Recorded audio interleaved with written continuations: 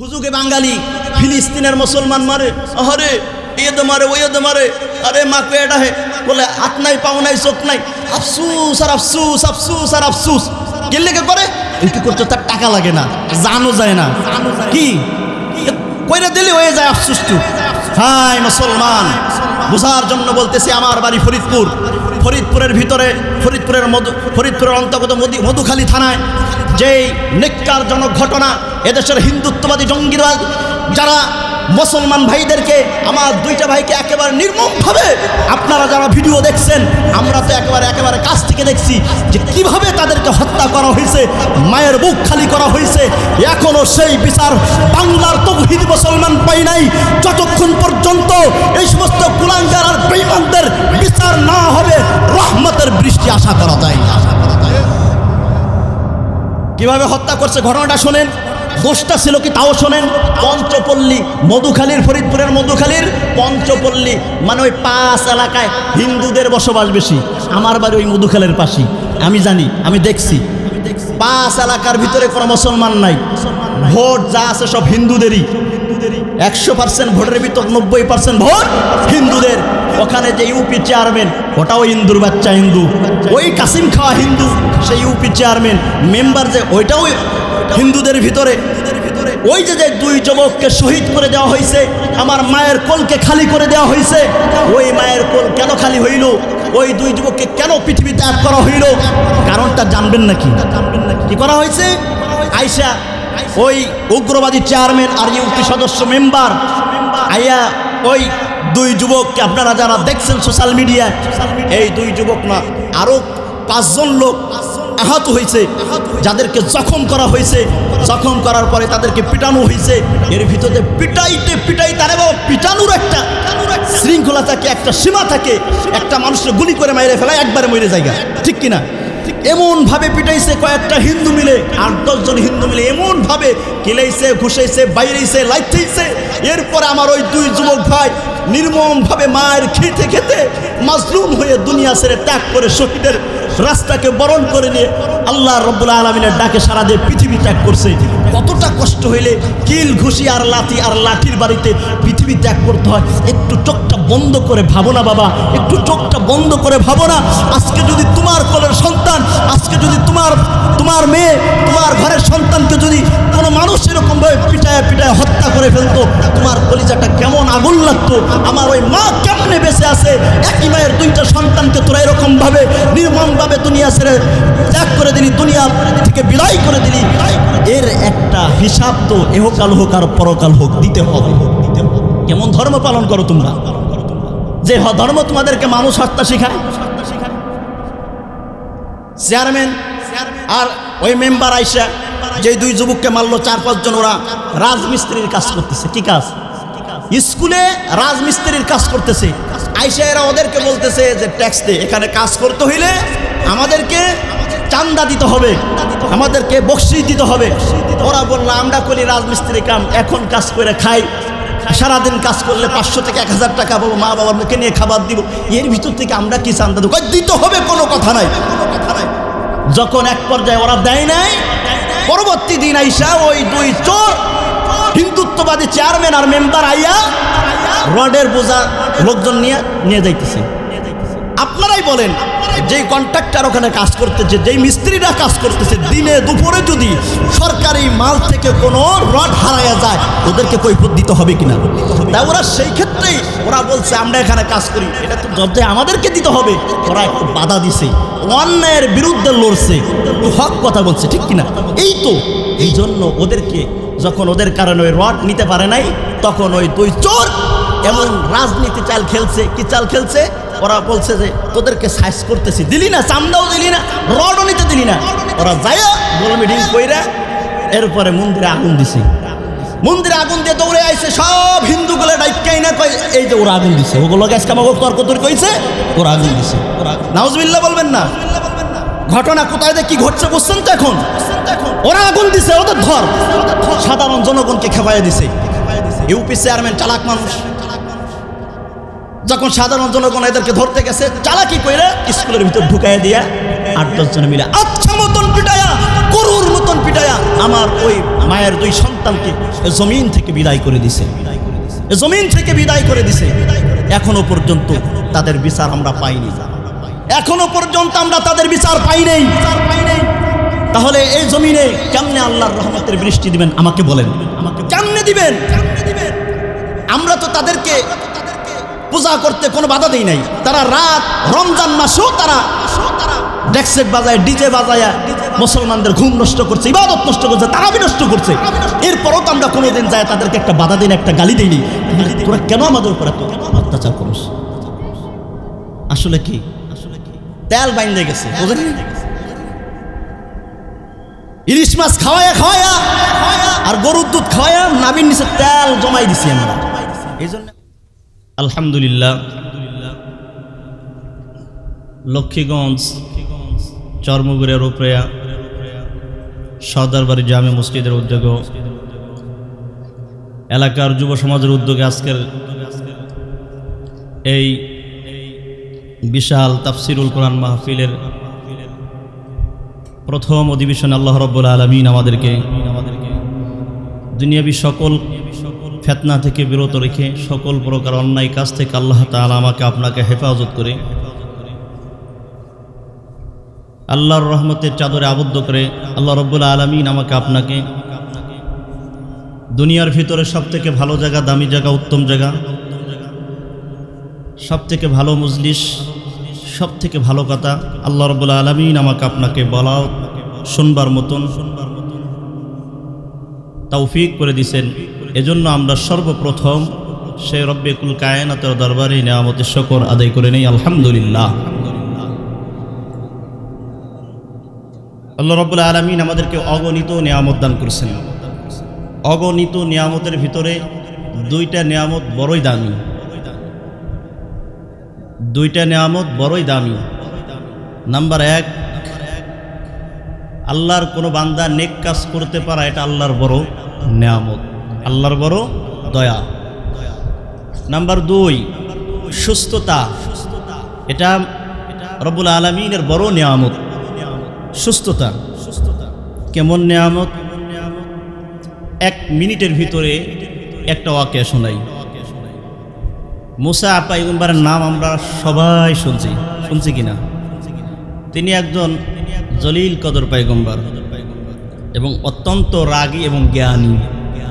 আল্লাহ রাব্বুল আলামিন কোনো একদিন কথা বলার সময় তুর পাহাড়ে মুসা পয়গম্বরকে আল্লাহ রাব্বুল আলামিন জিজ্ঞাসা করতেছেন, মুসা, আমি আজকে তোমার প্রতি বড্ড খুশি,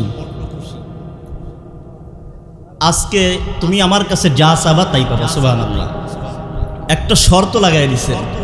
শর্ত কি? মুসা, তুমি যা চাবা একবার চাবা, 2 বার চাওয়ার সুযোগ নাই। মুসা, এটাও জেনে নাও, একবার চাওয়ার পরে আবার আফসোস করবা, এটা না চাই ওটা চাইলাম না কেন, আফসোসেরও সুযোগ নেই। সুতরাং যা চাবা বুঝতে চাবা, কি চাবা আর কি হারাবা এটা তোমার ব্যাপার। এবার বলো তুমি কি চাও। চালাক নবী তো বলতেছেন, আল্লাহ আপনি আমাকে অফার দিয়েছেন, আমি কবুল করলাম। আমার একটু কথা আছে, যেহেতু আপনি বলতেছেন যা চাবো একবার চাবো, দ্বিতীয়বার চাওয়ার সুযোগ নাই, এমনকি আফসোসও করার সুযোগ নাই। অতএব আল্লাহ আমাকে একটু সুযোগ দিতে হবে, আমি একটু যা চাবো আমি একটু ভাইবে চিন্তা চাবো, আগামীকাল ইনশাল্লাহ আল্লাহ আপনার কাছে চাবো। ঠিক আছে তুমি আসো। পরের দিন মুসা পয়গম্বর আল্লাহ রাব্বুল আলামিনের সাথে যখন কথোপকথন করে, হে মুসা, কি ভাবছো, কি চিন্তা করছো, এবার বলো কি চিন্তা করছো। তো মুসা পয়গম্বর আল্লাহকে ডাক দেবো, আল্লাহ আমি যা বলবো এয়া কোনোদিন হবে না, আর আমি যে কথা কব এই কথা নবীদের কথাও না, এটা কোনো জ্ঞানী মানুষের কথা না। আরে বলো না। আল্লাহ আমি জানি আমি কথা কওয়ানোর পর আপনি রাগ হবেন, আমি যে নবী আপনি বলতেও পারেন তুমি নবী এমন কথা কেমনে কও। আল্লাহ আমার কথা শোনা লাগবে না, দরকার নাই, বাদ দেন দি। আরে না বলো না, আমি তো বলছি তোমাকে দিব, বলো না। মুসা পয়গম্বর বলেন, আল্লাহ আমি আবারও বলতেছি, আল্লাহ আমি যা বলবো তা কখনো হবে না। আল্লাহ আমি যে কথা বলবো এটা কোনো কথার মধ্যেই পড়ে না। আমি যেই কথা আপনাকে এখন বলবো এটা সাধারণ কোনো মানুষের কথার মতন কোন নবীর কথা না, নবীর কথা এরকম হতে পারে না। আল্লাহ আপনি আমাকে বলতে বললেন না, এই পর্যন্ত শেষ করে দেন। আল্লাহ রাব্বুল আলামিন বলেন মুসা না না, বলো কি চাই, বলো, রাগ করবো না, গুসা করবো না, বলো তুমি আমার নবী, আমি তোমার রব, বলো না, আমি তোমার বন্ধু, তো বন্ধুর কাছে বন্ধু সব বলতে পারে। আল্লাহ আচ্ছা ঠিক আছে। আল্লাহ আমি আবারও বলি, আমি যা বলবো তা কোশ্চিন কালেও হবে না, কোনোদিনও হবে না। আল্লাহ আমি মুসা কালিমুল্লাহ, আপনার জায়গায় যদি যাইয়া যদি আল্লাহ হইয়া যাই, আর আপনি আল্লাহ যদি আমি মুসার জায়গায় এসে যদি মুসা হয়ে যান, আমি মুসা, আপনি আল্লাহ যেখানে আছেন ওখানে যাইয়া, আপনি আল্লাহ আমি মুসা যেখানে আছি এখানে আসবেন। এরপরে আমি যদি আপনাকে জিজ্ঞাসা করি আল্লাহ আপনি কি চান, পেশটা লাগাইছে কোথায়? আমি খোদা, আমি যদি নবী না হইয়া মাবুদ হই, মালিক হই, আর আপনি আল্লাহ, আমি যা বলবো তা কখনো হবে না, বারবার বলতেছি আল্লাহ। তবে যদি আল্লাহ আপনি মুসা হইয়া আমি আল্লাহর কাছে, আমি মুসা আল্লাহর কাছে, আপনি কি চাইতেন? এটা আমার শুনবার বড় ইচ্ছা করে। আল্লাহ বলেন হে মুসা তুমি যা বলছো আসলে এটা কোনো কথার মধ্যে পড়ে না, তবে মুসা জেনে নাও আমি কোনোদিনও রব মুসা হব না, আর তুমি মুসাও কোনোদিন খোদা হবে না। তবে মুসা জেনে নাও যদিও আমি কোনোদিন রব থেকে মুসা হয়ে যাই, আর তুমি মুসা থেকে যদি খোদা হও, তাহলে আমি আল্লাহ মুসা হইয়া তুমি মুসা আল্লাহর কাছে সর্বপ্রথম আমি দরখাস্ত করতাম, রব আমাকে সুস্থতার নিয়ামত দাও। এবাজান সুস্থ থাকলেই নামাজ পড়া যায়, কথা ঠিক কিনা? এবাজান সুস্থ থাকলেই মসজিদে যায় সাজদায় পড়া যায়, কথা ঠিক কিনা? সুস্থ থাকলেই সারাদিন বার না খেয়ে রোজা থাকা যায়, ঠিক কিনা? সুস্থ থাকলেই টাকা পয়সার মালিক, কোটি টাকার মালিক, কিন্তু হাত চলে না, পা চলে না, মক্কায় মদিনায় যাইতে পারে না, আছে কি নাই? সুস্থ থাকলে বাইতুল্লাহর জিয়ারতে যাওয়া যায়। এই জন্য বাজান আল্লাহ রাব্বুল আলামিন আমাকে আপনাকে সুস্থ রাখছেন, এই জন্য চিল্লায়া মুসলমানের আওয়াজে বলেন আলহামদুলিল্লাহ। আজকের এই ময়দান বড় দামি ময়দান, এই মজলিস বড়ই দামি মজলিস। এই জায়গার শ্রোতা হওয়ার যোগ্যতাও আমার ভিতরে নেই, কথা বোঝেন নাই? এই ময়দানে যে আজকে কারা আসতেছে এটা কেমনে বুঝাইলে বুঝবেন ভাষা আমার জানা নাই। এই চেয়ারে যে আজকে কারা বসবে এটা কিভাবে কোন ভাষায় বুঝাইলে আপনাদেরকে বুঝাইতে পারবো ওই ভাষা আমার এখনো জানা নাই। সুবহানাল্লাহ বলেন। কারা আইতেছে আজকের এই ময়দানে? শুকরিয়া জ্ঞাপন করছি আপনাদের মসজিদের সভাপতি সাহেবের, অত্যন্ত কষ্ট করে এই মাহফিলের আয়োজন করছে, এই মাহফিলের আয়োজন করছে। আজকে যে দুইজন আলোচক আসতেছেন, এই দুইজন শুধু আলোচক না, সারা বাংলাদেশে যেখানে যায় দুজনই প্রধান আকর্ষণ হয়ে ওঠে। সুবহানাল্লাহ। আজকে দুইজন এমন আলোচক আসতেছেন, আল্লামা শাইখুল হাদিস নজরুল ইসলাম কাসেমী সাহেব, যার প্রতিটা কথায় মনি মুক্তা ঝরতে থাকে। সুবহানাল্লাহ। এই দেশের হাজারো যুবক, কোটি কোটি যুবক যে আল্লাহর বান্দার বয়ান শুনে, এই নজরুল ইসলাম কাসেমী সাহেব হুজুরের বয়ান শুনে হাজারো যুবক, টিকটকার যুবক টিকটক ছেড়ে দিছে। সুবহানাল্লাহ। হাজারো বেনামাজি নামাজ বলা হইছে, হাজারো বেপরদার গোষ্ঠী পর্দা করা শিখছে এই আল্লাহর বান্দার বয়ান শুনে। এমন কথা কোন লোক যে আজকে এখানে আসতেছেন, আমি আগেই বলছি যে এই ময়দানে শ্রোতা হওয়ার যোগ্যতা নাই। এটা কি বুঝাইতে চাইছি?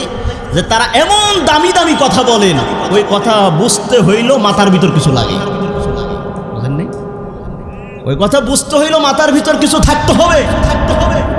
আজকে এরকম এই নুরানি জলসা পাওয়ার পরও যারা এখনো এদিক সেদিক ঘোরাফেরা করতেছে, তাদের মতো দুর্ভাগার কপাল পোড়া নাই।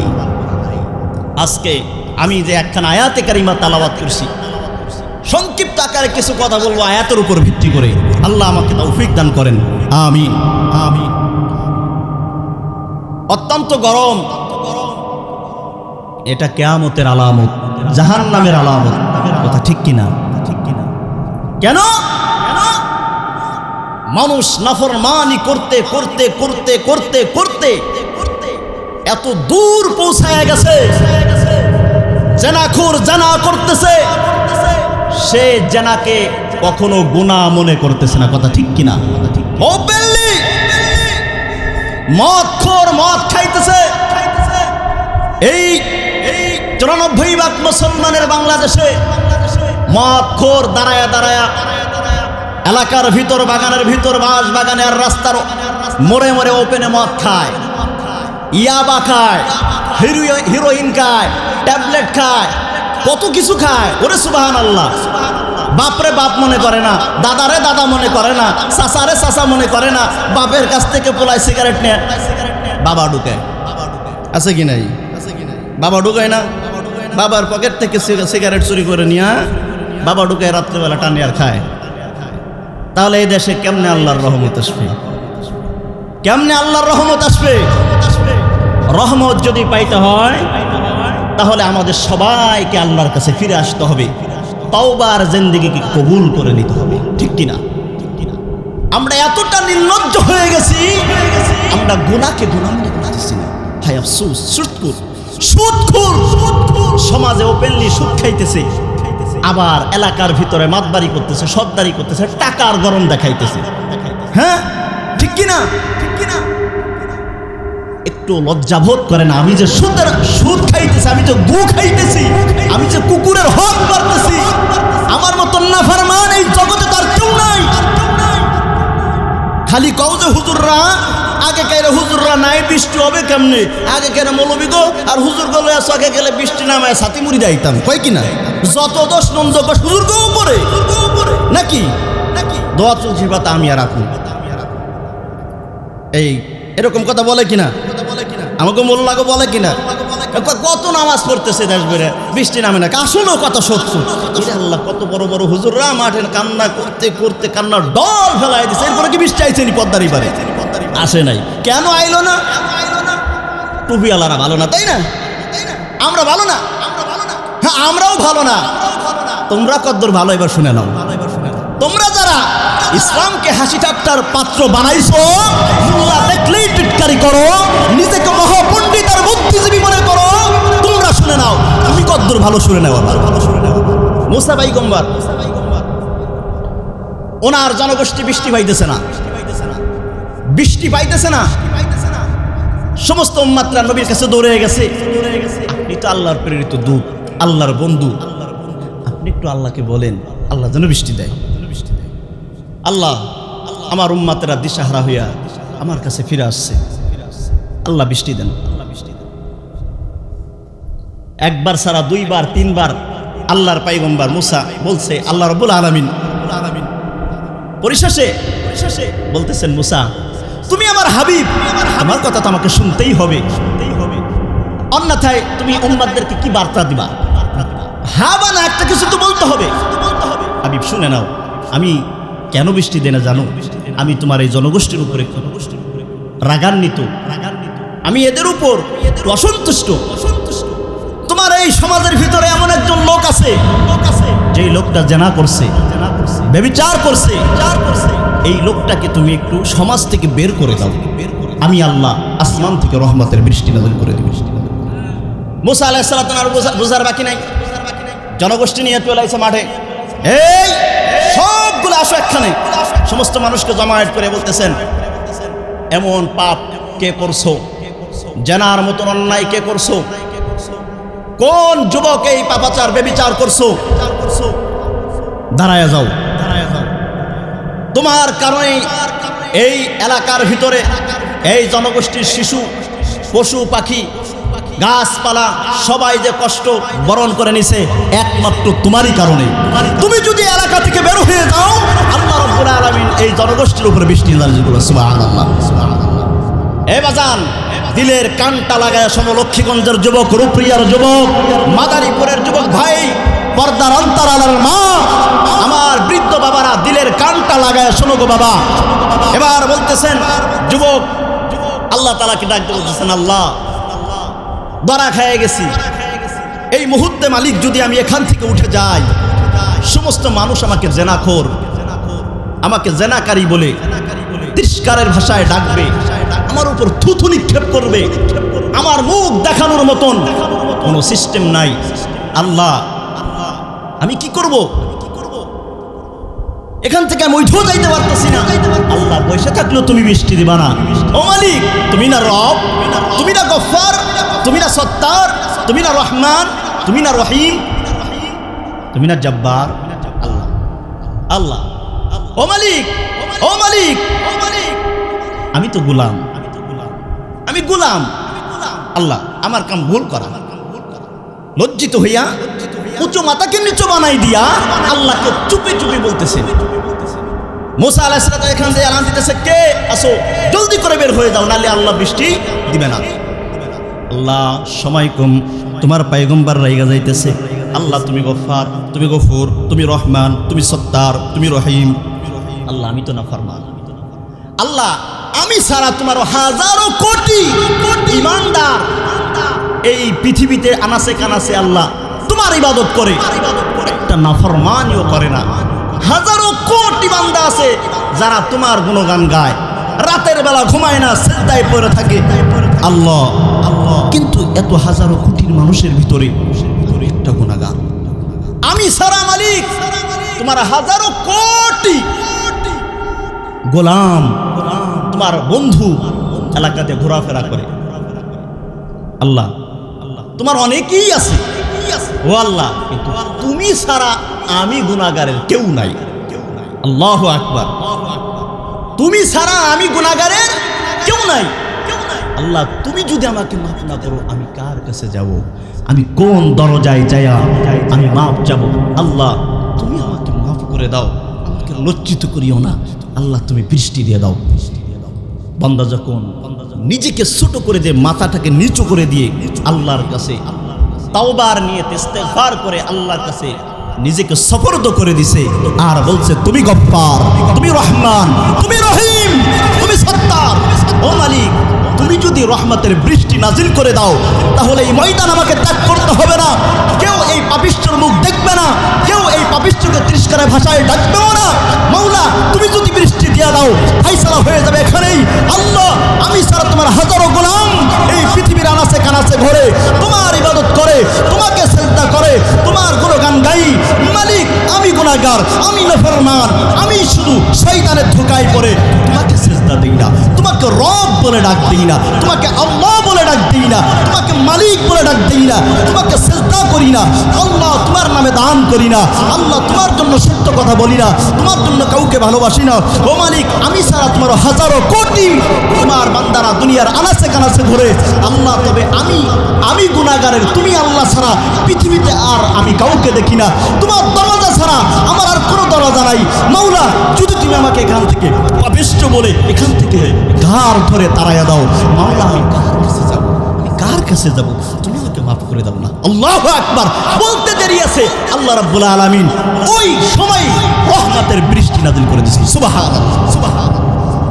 মুসা আলাইহিস সালাতু ওয়াস সালাম হজম হয়ে গেছেন। আল্লাহ বললা একটা হইল আর একটা, কারণটা কি? আল্লাহ তুমি না বললা পাপিষ্ঠ না ওঠা পর্যন্ত এই জনগোষ্ঠীর উপরে তুমি বৃষ্টি নাজিল করবা না, তাহলে কেন বৃষ্টি নাজিল করলা? আল্লাহ বলেন মুসা আমি যার জন্য বৃষ্টিকে বন্ধ করে রাখছিলাম, আমার আসমানের রহমতকে বন্ধ করে রাখছিলাম, আমি আল্লাহ ওই পাপিষ্ঠর জন্যই আবার তোমার জনগোষ্ঠীর উপরে আমি আল্লাহ রহমতের বৃষ্টি নাজিল করে দিলাম। সুবহানাল্লাহ সুবহানাল্লাহ।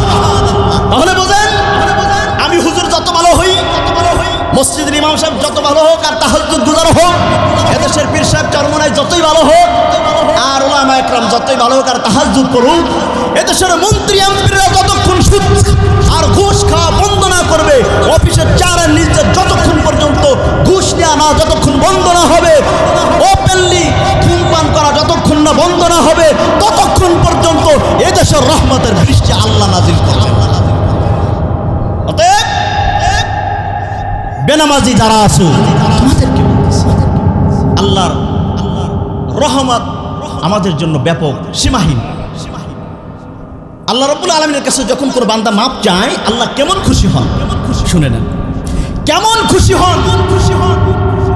আল্লাহ তাআলা যখন কোনো মা বাবার সন্তান নাফরমানি করে, মা বাবার সাথে গাদ্দারি করে, মা বাবাকে কষ্ট দিয়ে 2 বছর 10 বছর 100 বছর পরেও যদি ওই সন্তান নিজের ভুল বুঝে মার দরজায় এসে যদি বলে মা আব্বা ভুল করে ফেলছি, আমি না তোর সন্তান, তুই না আমার মা, মা এই কথাও বলে না আমি তোর মাফ করে দিছি রে খোকা আয়, এই কথা বলার সময় থাকে না।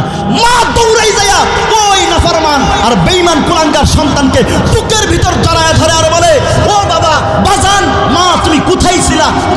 বুঝতে তোমাকে তো আমি মা মাফ করার জন্য রেডি হয়ে আছি। সুবহানাল্লাহ।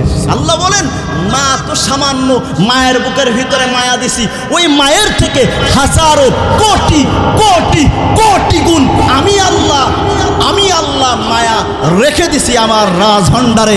অতএব বান্দারে তুমি নামাজ পড়ো না, কোনো সমস্যা নাই, তুমি রোজা রাখো না, কোনো সমস্যা নাই, সুদ খাও তাও সমস্যা নাই, ঘুষ খাও তাও সমস্যা নাই, বেনামাজি তাও সমস্যা নাই, জানা করো তাও সমস্যা নাই, ধূমপান করো সমস্যা নাই, মানুষের আলো ঠেলো সমস্যা নাই। বান্দারে তুই যেদিন ভুল বুঝতে পারবি, তোর ভুলটা বুঝে তুই একটু আমাকে এসে রব একটা ডাক দিস, বলিস পাপি, আমি গুনাহগার, আমি আল্লাহ, তোর বলতে দেরি আছে, আমি মালিক, তোকে ক্ষমা করে দেব, ক্ষমা। ঠিক কিনা? আল্লাহর দয়া এমন ব্যাপক। এই জন্য বাজান, এই জন্য যুবক ভাই শুন, নামাজ যারা পড়ো না সমস্যা নাই, রোজা যারা রাখো নাই সমস্যা নাই, আল্লাহ রাব্বুল আলামিনের কাছে মাপ চাও, জিন্দেগিকে এখনই তাওবার জিন্দেগি বানাও, আর অতীতের গুনাহকে আল্লাহ তাআলার কাছে ক্ষমা প্রার্থনা করো, আল্লাহ তোমাকে মাফ করতে দেরি না। পর্দার অন্তরালের মা, স্বামীর সাথে খারাপ আচরণ করছো, শ্বশুর শাশুড়ির সাথে খারাপ আচরণ করছো, আজ রমজানুল মুবারক মাসে দিনের বেলা খানা খাইছো, সিরিয়াল নিয়ে বসে রইছো, মা তোমাকেও বলতেছি মা তোমারও ভয় নাই, কোনো টেনশন নাই, আসো মা তুমিও আমার মালিকের কাছে মাপ চাও, ক্ষমা চাও, আল্লাহ তোমাকে মাফ করে দিবেন, ক্ষমা করে দিবেন। কথা ঠিক কিনা? আমার বাপ, আমার বাজান, এই রহমতের বৃষ্টি যদি নাজিল করতে হয়, এই রহমতের বৃষ্টি যদি পাইতে হয়, এক নম্বর ঔষধ যেটা, সেটা হলো আমাকে আগে ভালো হইতে হবে, আমাকে ভালো হইতে হবে, আমাকে ভালো হইতে হবে, আপনাকে ভালো হইতে হবে। কথা ঠিক কিনা? আগে আমাদেরকে ভালো হইতে হবে, তারপরে আল্লাহ রাব্বুল আলামিন আমাদেরকে রহমতের বৃষ্টি নাজিল করবেন। রহমতের বৃষ্টি অনেক জায়গা হয়ে গেছে, আমাকে পদ্মারি পারে হয় নাই। আমি এর একটা কারণ খুঁজে বের করছি। কি কারণ? আমার কারণটা বললে আপনারাও আমার সাথে একমত হওয়ার জন্য বাধ্য। ঢাকায় বৃষ্টি নামলো, চট্টগ্রামে বৃষ্টি নামলো, আমার এই পর্দার পারে ওলিয়া উলিয়ার দেশ, শামসুল হক ফরিদপুরের দেশ, পীর সাহেব রহমাতুল্লাহ আলাইহির দেশ, শায়েখে চরমনায়ের দেশ, এ দেশ উলামাদের দেশ, এই ভূমি উলামাদের ভূমি। তারপরও কেন আল্লাহর গজবে আমরা এখনো ডুবে আছি? কেন রহমতের বৃষ্টি পাইতেছি না? কারণ একটা আছে, বলবো কি? হায় মুসলমান, আফসুস, আফসুস, কি আফসুস? এই 94% মুসলমানের দেশে, এটার জন্য আমরা গর্ব করি না। এদেশে হিন্দুর পরিচয় নিয়ে বেঁচে থাকবে, বৌদ্ধ বৌদ্ধের পরিচয় নিয়ে বেঁচে থাকবে, মুসলমান মুসলমানের পরিচয় নিয়ে বেঁচে থাকবে। হিন্দুরা হিন্দুদের রবকে, খোদাকে, ভগবানকে খুশি করবে, ডাকবে, পূজা করবে, উপাসনা করবে তাদের মন্দিরে গিয়া। মুসলমান তার রবকে খুশি করবে মসজিদে গিয়া। ব্রাহ্মণ তার হিন্দু ভক্তদেরকে নিয়ে ভগবানের জন্য ভগবানকে খোঁজাখুঁজি করবে মন্দিরে বৈশা। ইমাম সাহেব আল্লাহর কথা, রসুলের কথা বলবে মসজিদে, আর এরকম দ্বীনি মাহফিলে বৈশা। কথা ঠিক কিনা? কেউ কারোটায় বাধা দিবে না, কেউ কারো ধর্মে বাধা দিবে না, যে যার যার মতন করবে। এটা ইসলাম অনুমোদন দিয়েছে। তাহলে আজকে আমাদের এই দেশে কেন রহমতের বৃষ্টি পাইতেছি না? আমরা এই বৃহত্তম ফরিদপুরে কেন রহমতের বৃষ্টি পাইতেছি না? হৃদয় বড় ব্যথা, হৃদয় অনেক বড় ব্যথা, কলিজা খনন হইতেছে। কেন খনন হইতেছে?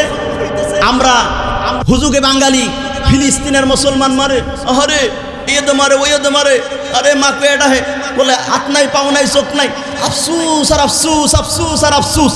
কে লেগে করে? একটু করতে তার টাকা লাগে না, জানো যায় না, কি কইরা দিলে হয়ে যায় আফসুসটু।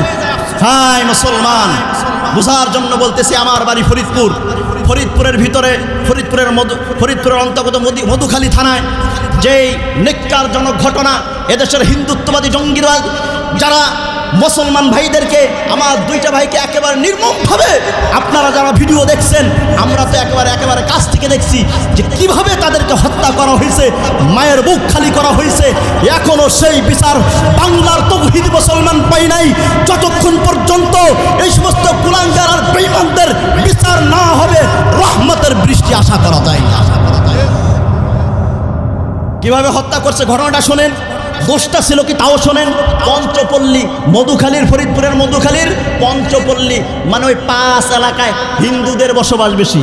আমার বাড়ি ওই মধুখালীর পাশেই, আমি জানি, আমি দেখছি। পাঁচ এলাকার ভিতরে কোনো মুসলমান নাই, ভোট যা আছে সব হিন্দুদেরই। 100% ভোটের ভিতর 90% ভোট হিন্দুদের। ওখানে যে ইউপি চেয়ারম্যান ওটাও হিন্দুর বাচ্চা, হিন্দু। ওই কাসিম খাওয়া হিন্দু, সেই ইউপি চেয়ারম্যান মেম্বার যে ওইটাও হিন্দুদের ভিতরে।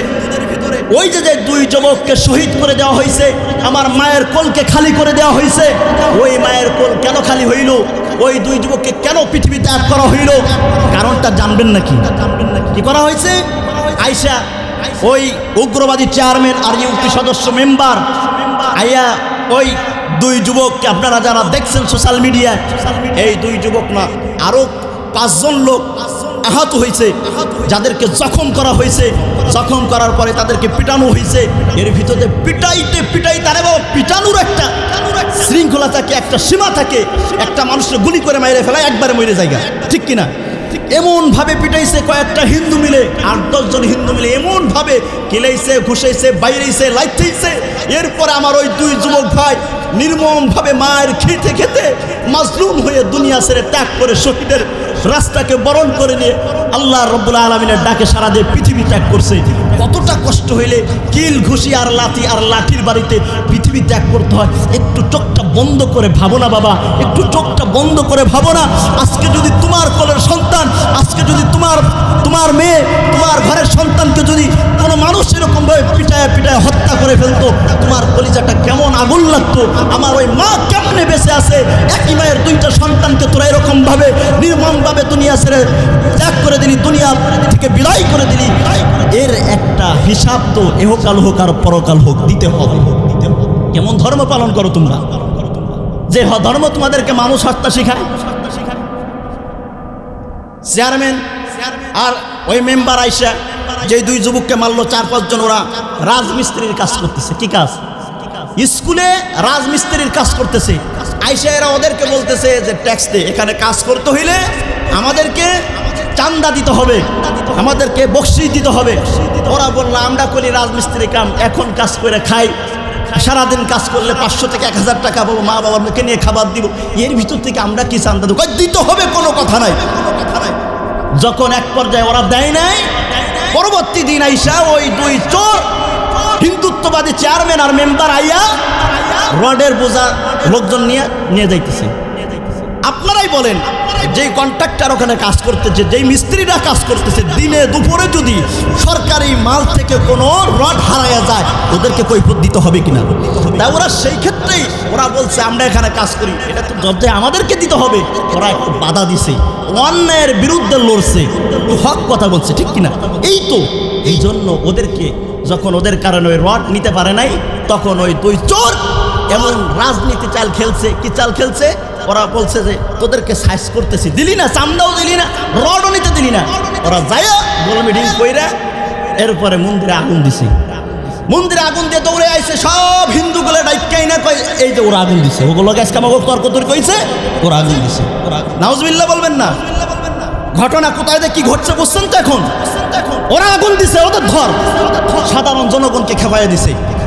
ইউপি চেয়ারম্যান চালাক মানুষ, যখন সাধারণ জনগণ এদেরকে ধরতে গেছে, চালাকি কইরা স্কুলের ভিতর ঢুকাইয়া দিয়া 8-10 জন মিলে আচ্ছা মতন পিটায়া, গরুর মতন পিটায়া আমার ওই মায়ের 2 সন্তানকে জমিন থেকে বিদায় করে দিছে, জমিন থেকে বিদায় করে দিছে। এখনো পর্যন্ত তাদের বিচার আমরা পাইনি, এখনো পর্যন্ত আমরা তাদের বিচার পাই নাই। তাহলে এই জমিনে কেমনে আল্লাহর রহমতের বৃষ্টি দিবেন আমাকে বলেন, আমাকে কেমনে দিবেন? আমরা তো তাদেরকে পূজা করতে কোনো বাধা দেই নাই। তারা রাত রমজান মাসেও তারা ডেক্সেট বাজায়, ডিজে বাজায় মুসলমানদের ঘুম নষ্ট করছে, ইবাদত নষ্ট করছে, তারাবি নষ্ট করছে। এরপরও তো আমরা কোনোদিন যায় তাদেরকে একটা বাধা দিই না, একটা গালি দিইনি। তোরা কেন আমাদের উপর এত অত্যাচার করিস? আসলে কি তেল বাইন্দে গেছে, বুঝলেন? ইলিশ মাছ খাওয়ায়া খাওয়ায়া আর গরুর দুধ খাওয়ায়া নাবির নিচে তেল জমাই দিছি আমরা। এই জন্য এখন আমাকে উপরই চালাইছি। কথাগুলো খুব দিলে ব্যথা নিয়ে বলতেছি। আজকে যদি ওই দুই যুবক আমার ভাই হইতো, বাবা তোমার সন্তান হইতো, কেমন লাগতো তোমার কাছে? আরো আমাদেরকে বড় এই কইরা বলতেছে যে এদেরকে ধরায়া দিতে পারলে পুরস্কৃত করা হবে। ধরায়া দিতে পারলে পুরস্কৃত করবে, এটার কোন ভাষা? এদেশের জনগণ, এদেশের উলামায়ে ইকরাম, এদেশের তৌহিদি মুসলমান আইনকে শ্রদ্ধা করে, সরকারকে ভালোবাসে। অতএব আইনের প্রতি শ্রদ্ধা রেখে আমাদের এই প্রধান আকর্ষণ নও মুসলিম সিরাজি সাহেব অত্যন্ত ভালো মানুষ, তিনিও জানে।